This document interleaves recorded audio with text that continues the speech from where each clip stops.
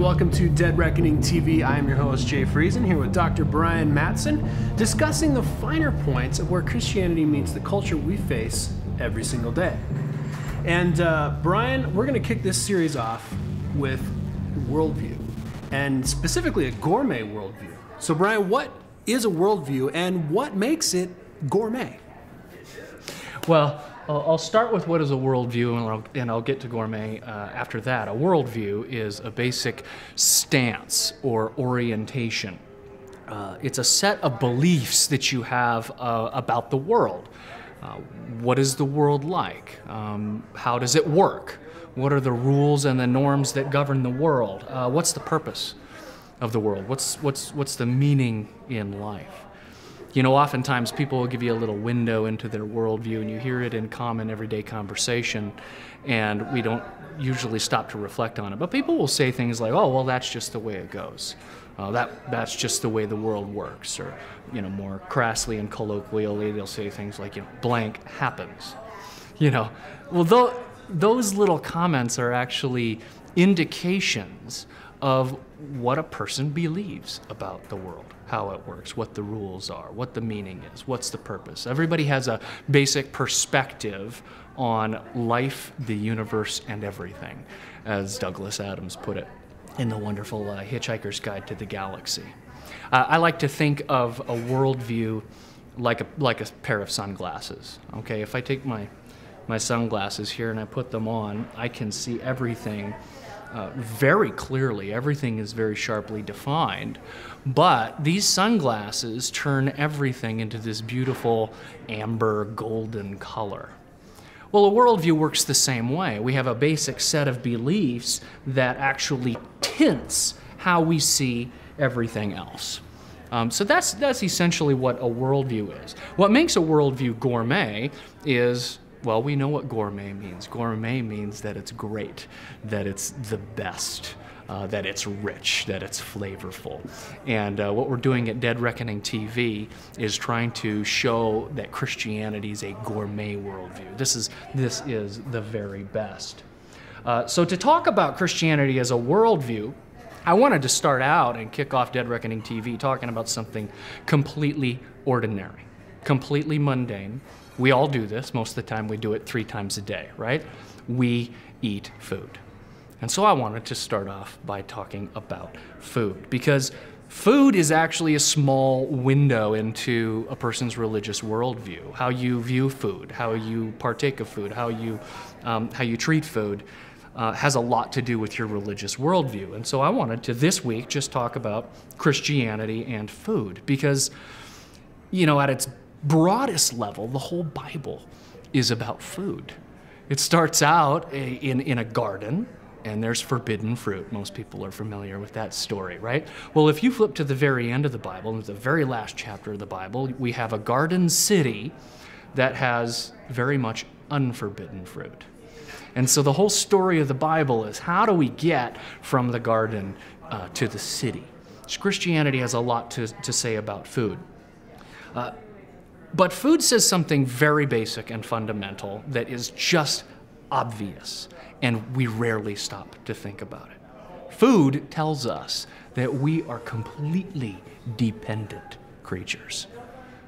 We're not self-sufficient. We're not self-sustaining. We don't have the resources within ourselves to live forever. We need something from the outside. Now, sometimes we like to think that we're independent. We're rugged individualists. You can turn on the TV and watch Bear Grylls, you know, running out into the wilderness with nothing but his Swiss Army knife, you know, surviving out there in the wild.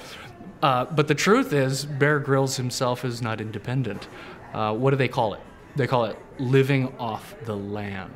So there's got to be something there. There has to be land there. Think of all the things that he needs outside of himself.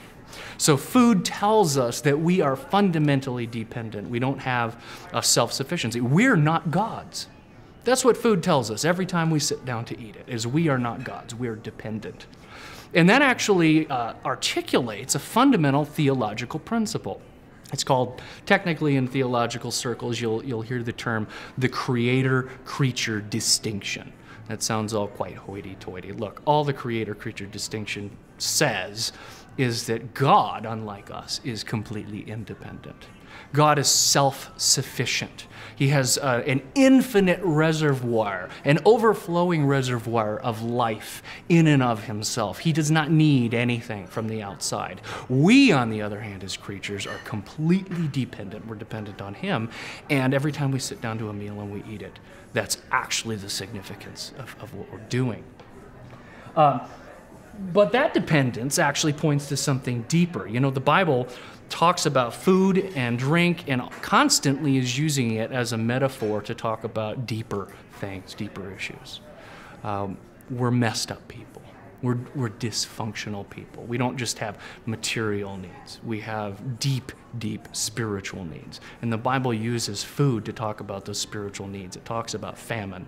It talks about a land flowing with milk and honey, and bounty and things like that. The God who gave manna to the Israelites in the desert, who brought water out of a rock, who brought Israel into the land flowing with milk and honey, hasn't just provided for material needs. He provides for our deepest spiritual needs, and he's done that in the person and work of his Son, Jesus Christ. Jesus had a conversation one time where the people he's talking to actually object to him and say, look, our fathers were loved by God and provided for by God. He gave them manna in the wilderness. And Jesus responds by saying, yeah, they did eat manna in the wilderness and they died. And they died. And then Jesus says this, I am the bread of life. I am the bread of life. He who comes to me will never go hungry. He who believes in me will never go thirsty. Jesus understood that food and what it represents. It represents hunger and satisfaction, survival and delight, is actually related to our spiritual hunger and satisfaction, our spiritual survival and delight. And in the end, he pointed not to something else as the answer. Jesus pointed to himself as the answer. That's what makes the worldview gourmet, is we get the very best because Jesus is God incarnate. God is actually out of the overflowing reservoir of his own infinite life and goodness. He is sharing himself with us. That's what makes Christianity a worldview, and that's what makes it gourmet. You know, next week we're going to talk about what Jesus actually says about actual material food. And I think people may be quite surprised that Christianity is very unique from other world religions as to how it actually understands, you know, what we can eat and what we cannot eat. Most religions have prohibitions. Don't touch that, don't eat that, don't consume that. Christianity is totally different. And we're going to talk about why next week. Well, thanks so much, Brian. We're going to be looking at a few of those food fetishes next week here on Dead Reckoning TV, so please join us at the Fieldhouse Cafe. If you like us, subscribe to us on Facebook, YouTube, wherever you want to watch stuff. We hope to join you then. I'm Jay Friesen, and this is Dr. Brian Mattson, and this is Dead Reckoning TV.